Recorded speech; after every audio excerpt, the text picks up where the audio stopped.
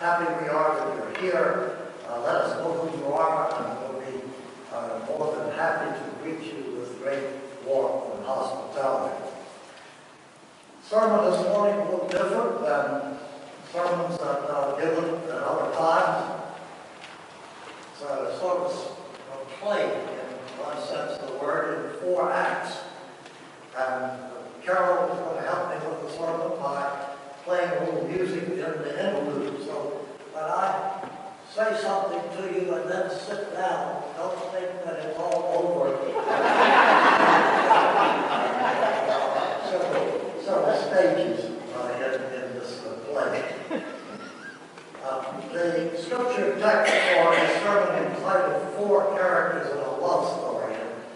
The story comes from the book of Ruth in the Old Testament, and that's the lectionary from the Old Testament today. And so this is how I chose to deal with it. And so I just read to you whatever it says in the bulletin. I'm just going to read from the first chapter, verses 15 through 18. These are probably among the most familiar words in the Old Testament. Beautiful, beautiful words. And here it goes. "Look," said Naomi, "your sister-in-law is going back to her people and her gods. Go back with her." But Ruth replied, "Don't urge me to leave you or to turn back from you. Where you go, I will go, and where you stay, I will stay. Your people will be my people, and your God, my God. Where you die, I will die, and there I will be buried.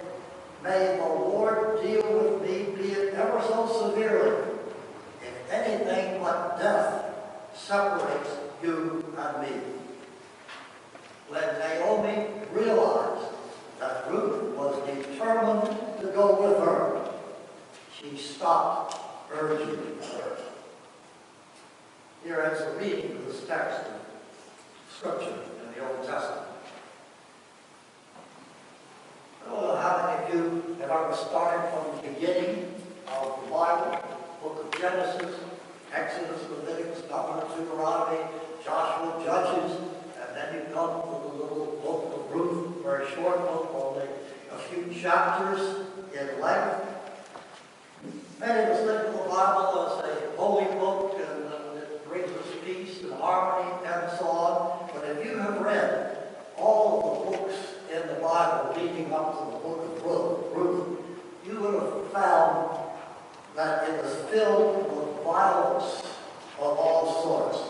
There is deceit, betrayal, adultery, rape, murder, pillage, and wholesale destruction of entire populations. All of that in the writing before you get to the book of Ruth in the Old Testament. But when you come to Ruth, you come to a peaceful story in which there is no violence of any kind. There is some sadness at the opening, but then a beautiful story with a happy ending and a pointed message. It is a story set in a war-torn world, an oasis of loveliness as arresting as a strain from Beethoven's Moonlight Sonata wafting over a contemporary Afghan battlefield. So, are you ready to hear about 4 characters in a love story set in such a violent world as it was in that period and as it is in our period? We need to hear such a story. Our first character will be Naomi, and Carol will introduce her.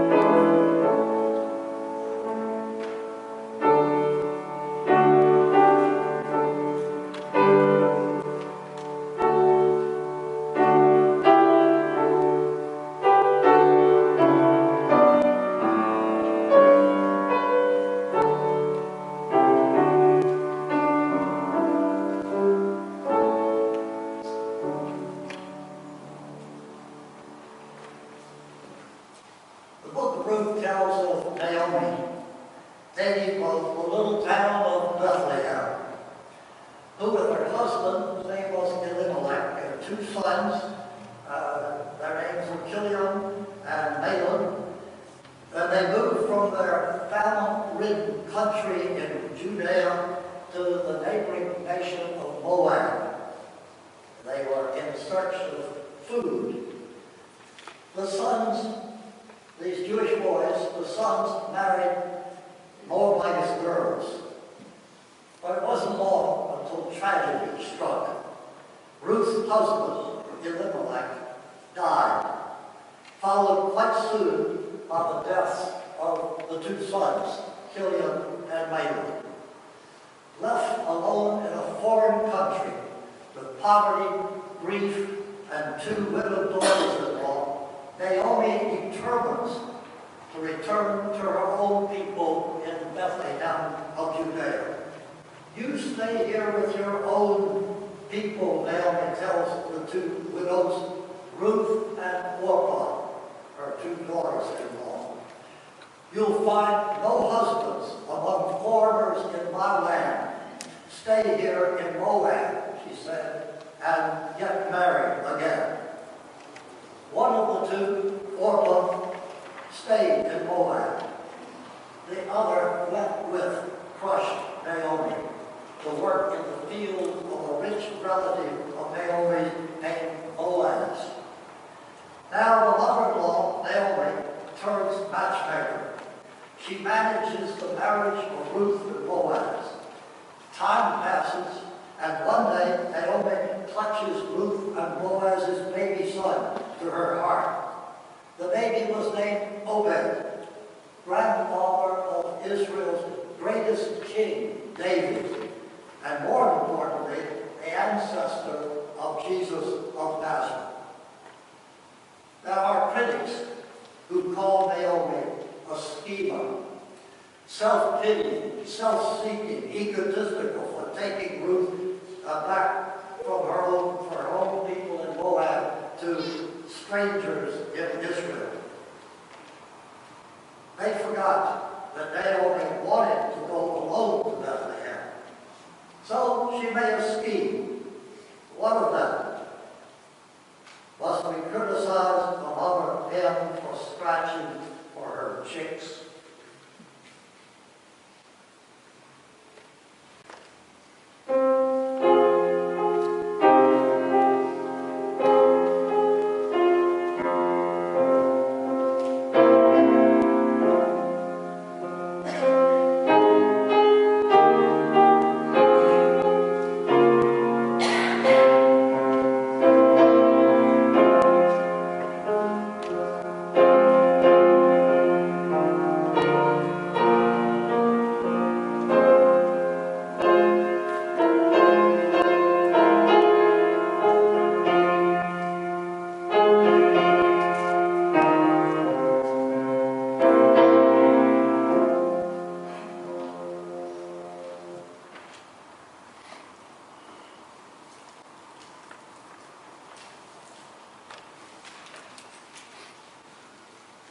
Naomi told her widowed daughters-in-law to stay home in Moab.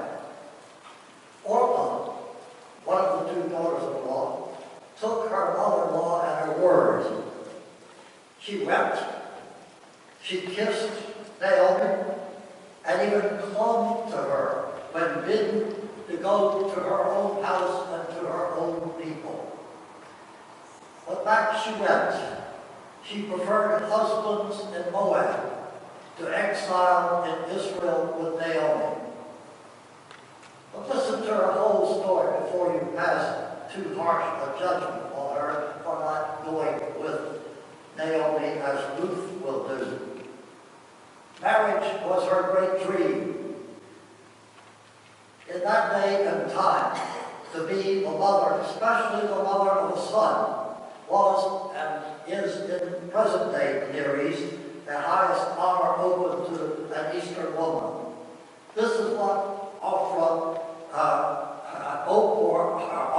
wanted. And it's okay for me to be confused there because I don't know if you know it or not, but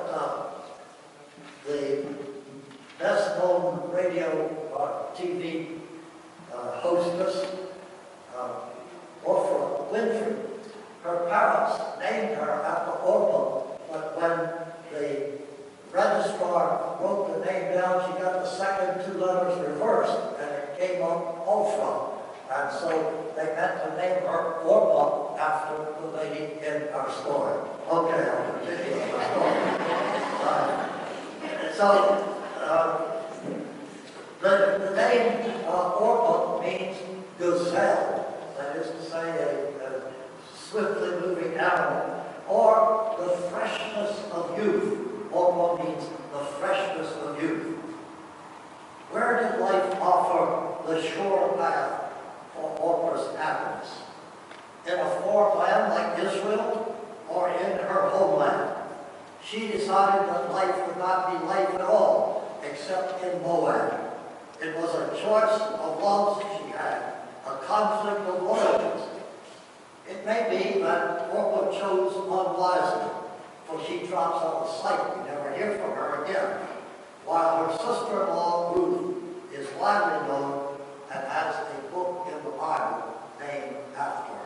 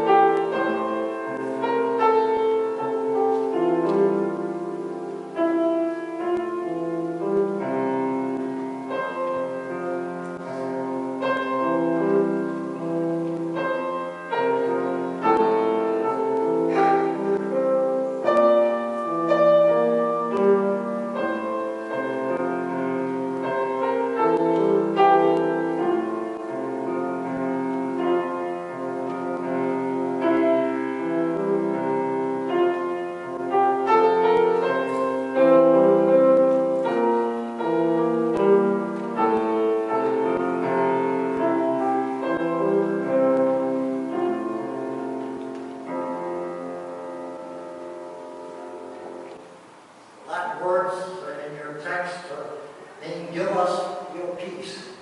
And it says it again and again in that beautiful song that Carol just played. And so we come to the great heroine of the story.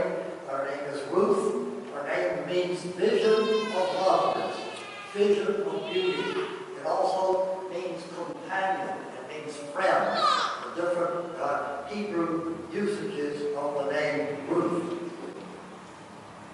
Ruth was one of the most dramatic and lovely people. I say dramatic, not in the sense of a person who walks up and awes everybody on the stage. She is a very quiet woman. One poet said of her, she was a perfect woman, nobly planned. A perfect woman, nobly planned. She was the very opposite of Delilah, who we read about in the Old Testament. She was attractive in face and form, but her love and unselfish compassion in her heart and soul were the outstanding features of Ruth. In self-forgetting loyalty to her dead husband's mother and family, she chose to go with Naomi from her own land of Moab.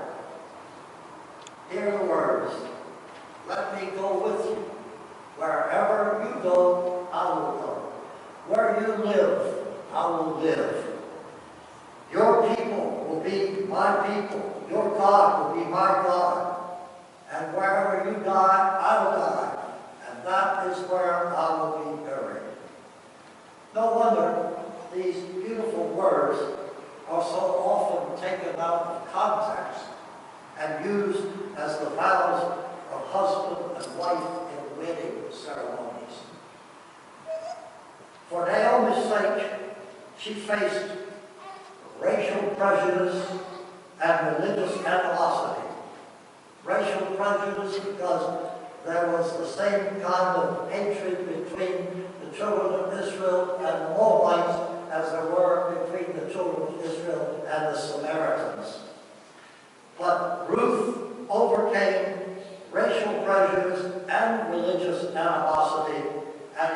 again, this Gentile woman married a Jew in Bethlehem. We see her gleaning food in the field in order to sustain old Naomi. Again, we see Ruth commanding the respect of all who saw her by her bearing and her gentleness. Ruth, the foreigner, loved for her own golden spirit, in spite of clashing gods and national boundary lines, there she is sublime. Ruth's era is long gone. The sickle that she used to glean in the fields is now rusted. But in a variation on the words of Harry Emerson Fosdick about her, and I quote, "We have improved on Ruth's sickle as an agricultural implement, but we have never improved upon Ruth," unquote.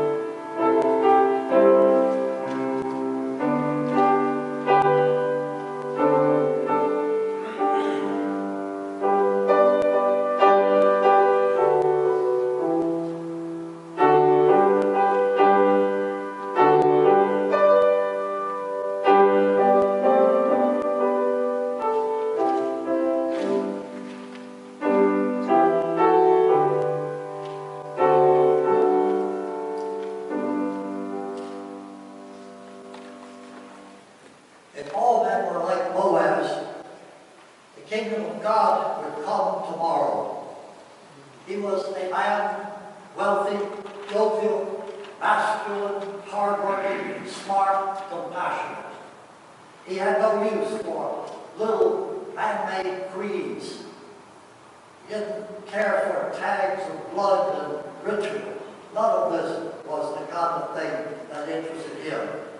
He quietly kept his attention focused on his herds and his flocks in the field.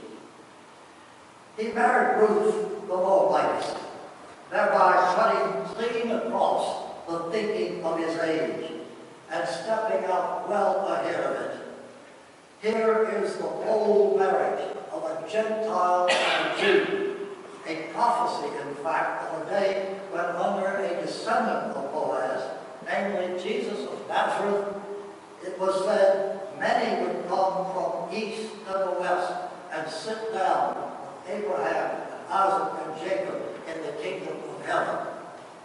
One writer puts it this way: in the soul of Jesus, the wedding bells of Ruth and Boaz ring out once more.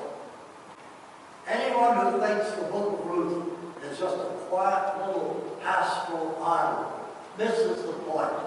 It is a ringing gospel of the treatment of people who differ from one another. It is good to pray at Christmas for peace on earth and goodwill to men. But for this to happen, people must be more like Boaz.